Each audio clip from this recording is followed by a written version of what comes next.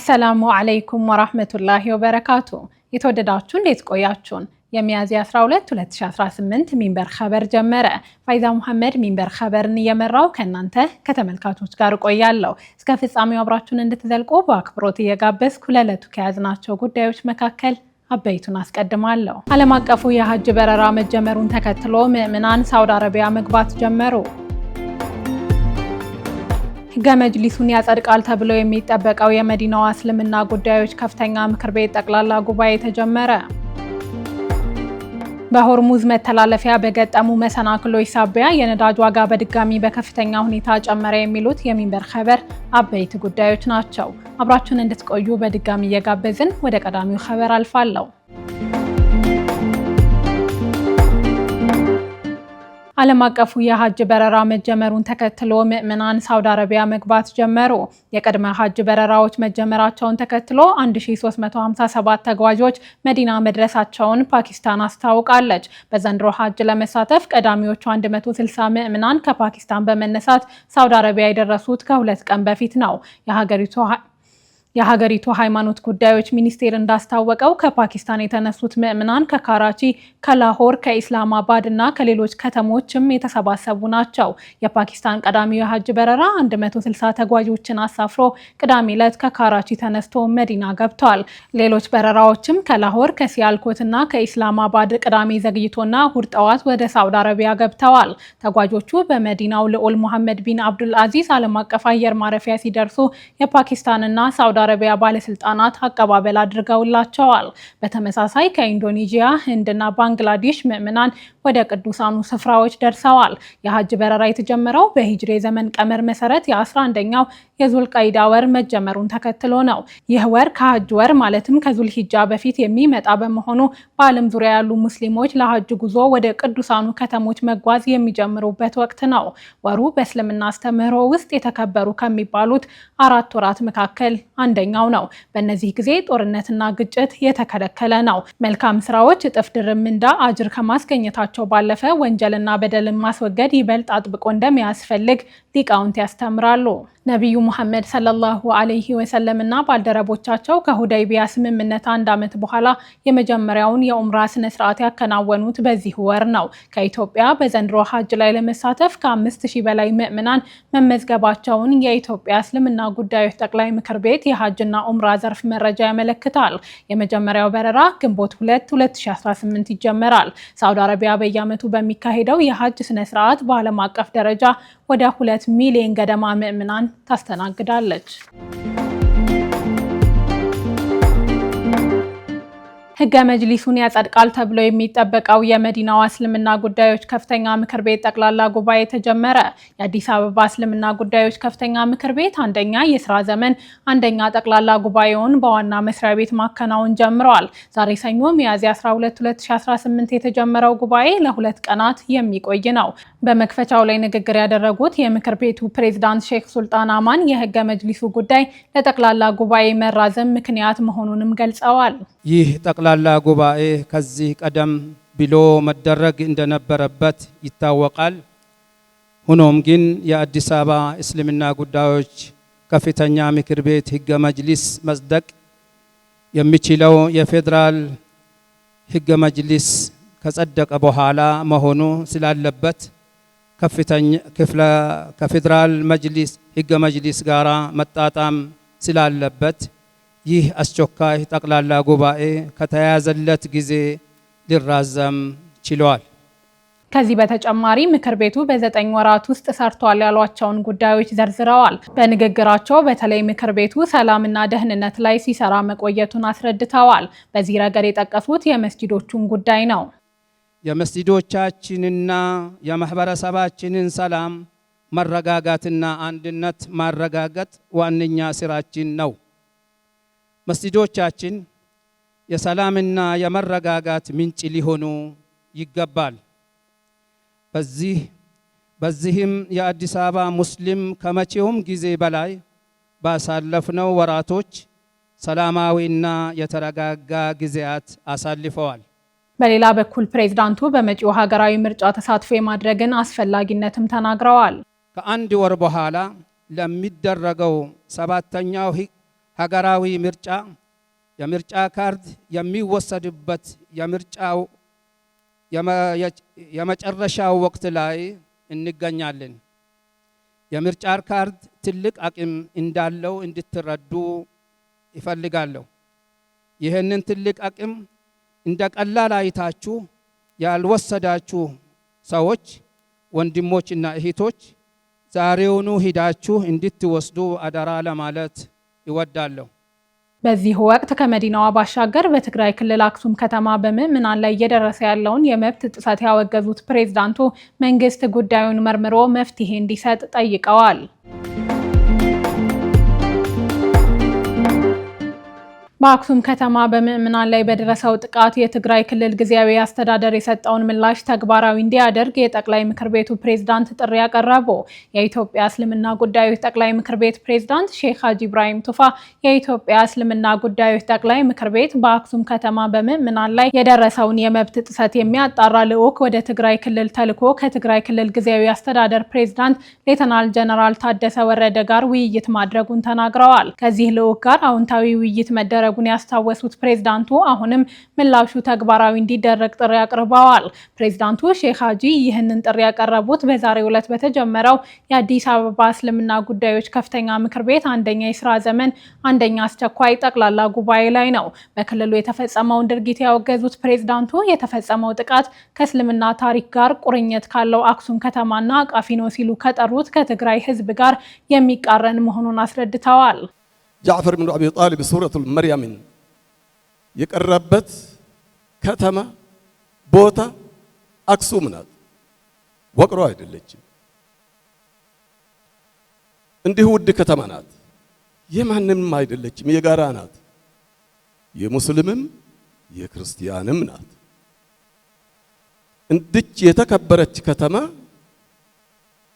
በሰው አክብሮትና በእንግዳ ተቀባይነት የታወቀች ከተማ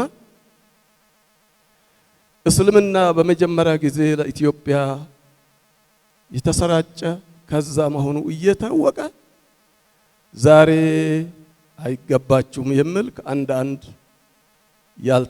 ካልተረዱት ሰዎች እያየነው ያለ በጣም የሚያሳዝን ነው። የጠቅላይ ምክር ቤቱ ፕሬዝዳንት ሼክ ሀጂ ኢብራሂም ንግግር የመጣው በአክሱም ከተማ በምዕመናን ላይ በአንድ ሳምንት ጊዜ ውስጥ ለሁለተኛ ጊዜ ጥቃት ከተፈጸመ በኋላ ነው።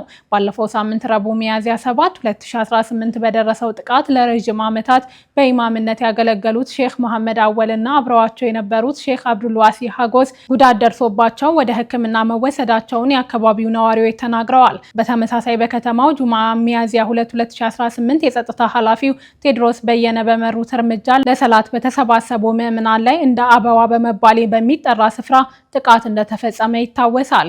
የትግራይ እስልምና ጉዳዮች ከፍተኛ ምክር ቤት ጉዳዩን በማስመልከት ባወጣው መግለጫ በምዕመናን ላይ በተፈጸመው ጥቃት እጃቸው ያለበት የጸጥታ አካላትና ሲቪሎች በአስቸኳይ ተይዘው ለሕግ እንዲቀርቡ ጠይቆ ነበር። ይሁን እንጂ እስካሁን ድረስ ከመንግስት መዋቅር የተሰጠ ምላሽም ሆነ ማብራሪያ የለም።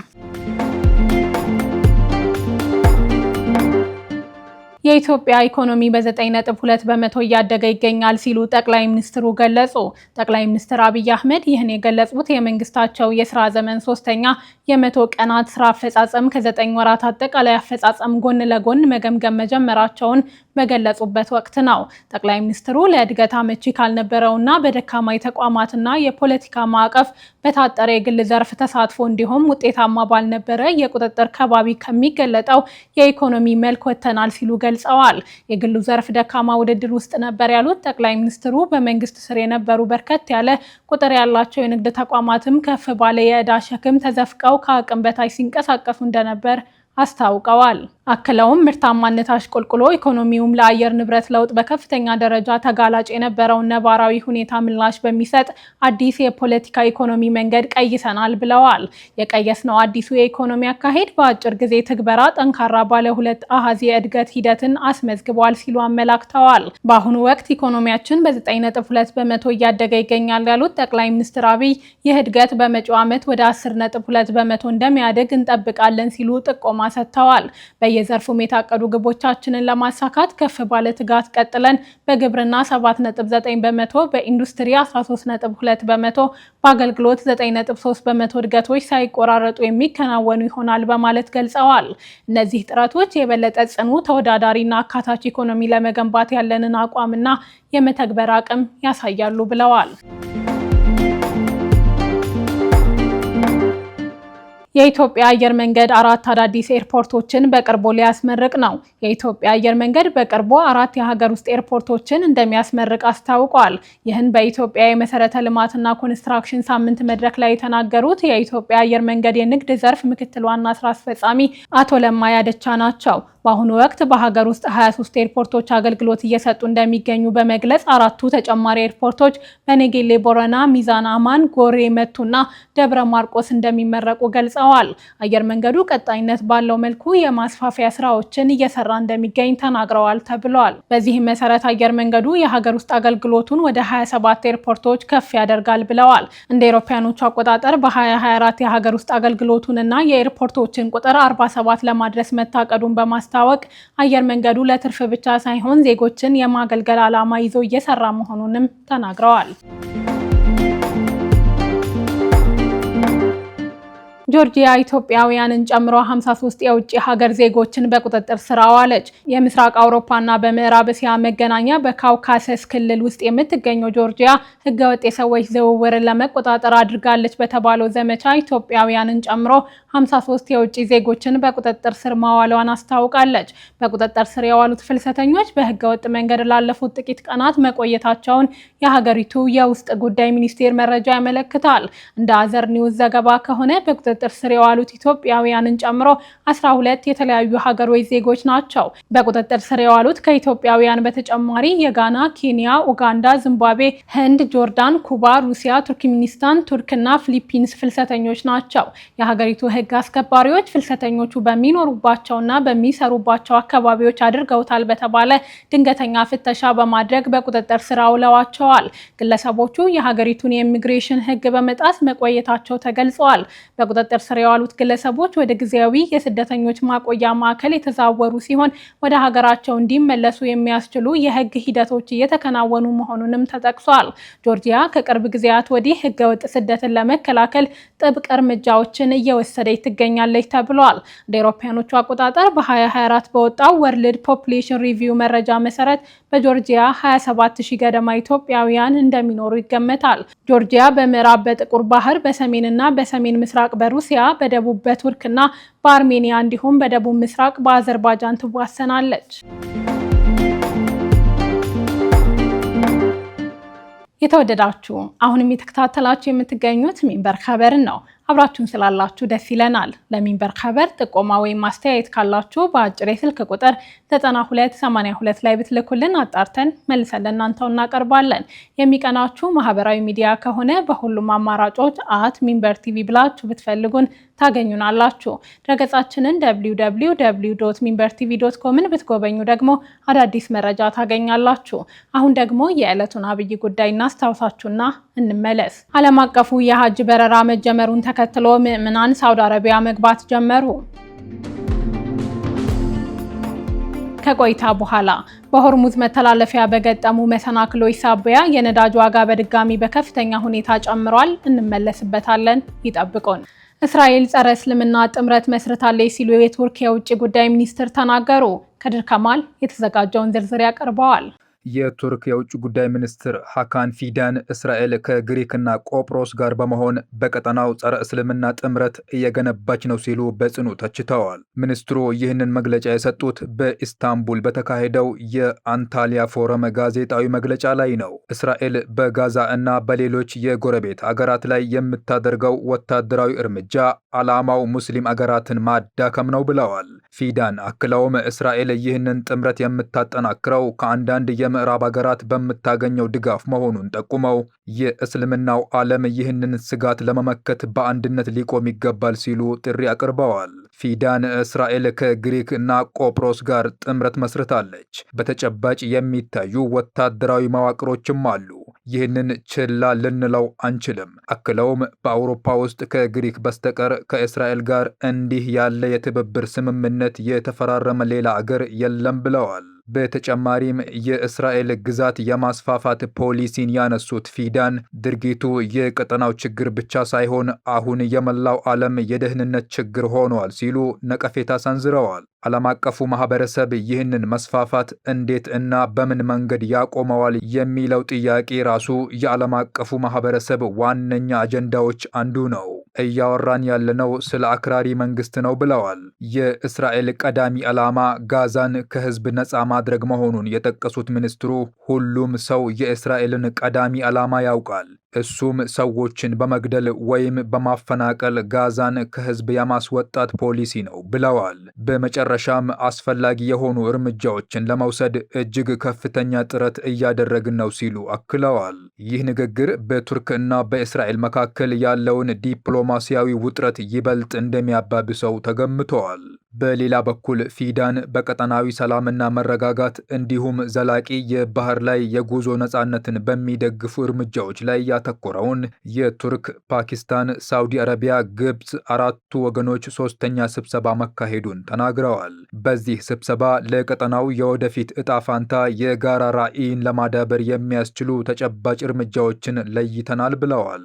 6 ሙስሊም አገራት በጋዛ የሰላም እቅድ ላይ ለመምከር መገናኘታቸውንና በሂደቱ ላይ ያላቸውን የጋራ ፍላጎት ማረጋገጣቸውንም ገልጸዋል። እንደ ሰላም ምክር ቤት ያሉ የአሰራር ስርዓቶች ተግባራዊ መሆን ጀምረዋል። በዋናነት የተወያየነው የጋዛን የዘር ማጥፋት ወንጀል ለማስቆም እና ወደ ነበረበት ለመመለስ ባለን ራዕይ ውስጥ በምን ደረጃ ላይ እንደምንገኝ ነው ብለዋል። ፎረሙ 23 የአገርና የመንግስት መሪዎችን፣ 13 ምክትል ፕሬዝዳንቶችን፣ 50 ሚኒስትሮችን እንዲሁም 87 የዓለም አቀፍ ድርጅቶች ከፍተኛ ተወካዮችን ያስተናገደ መሆኑን ተናግረዋል። በተጨማሪም ከ150 አገራት እና ከ66 ዓለም አቀፍ ድርጅቶች የተወጣጡ 6400 ተሳታፊዎች በ52 የውይይት መድረኮች ላይ ተሳትፈዋል።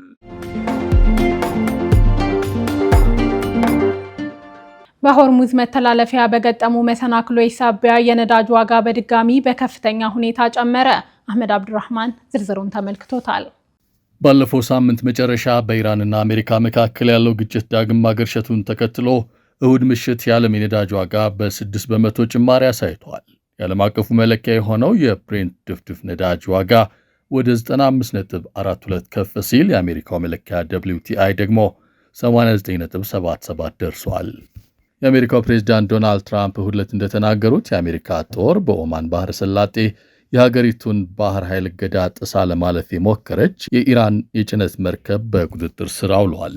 ይህ ጦርነቱ ከየካቲት 21 ጀምሮ ለመጀመሪያ ጊዜ መርከብ የተያዘበትና ተኩስ የተከፈተበት ክስተት ሆኖ እንዲያልፍ አድርጓል። ኢራን በበኩሏ አሜሪካ የባህር ላይ እገዳዋን የምትቀጥል ከሆነ ወሽመጡ ለትራፊክ ዝግ ሆኖ እንደሚቆይ ገልጻለች። የአሜሪካ የኃይል ሚኒስትር ክሪስ ራይት በሰጡት መግለጫ በአሜሪካ የ1 ጋሎን ነዳጅ አማካይ ዋጋ እስከ ቀጣዩ ዓመት ድረስ ከጦርነቱ በፊት ወደ ነበረበት ከ$3 በታች ሊመለስ እንደማይችል ጠቁመዋል። በአሁኑ ወቅት በአሜሪካ የ1 ጋሎን ነዳጅ ዋጋ 4.05 እየተሸጠ ሲሆን ይህም በዚህ ዓመት ከታየው ከፍተኛ ዋጋ 4.16 መጠነኛ ቅናሽ የታየበት ነው።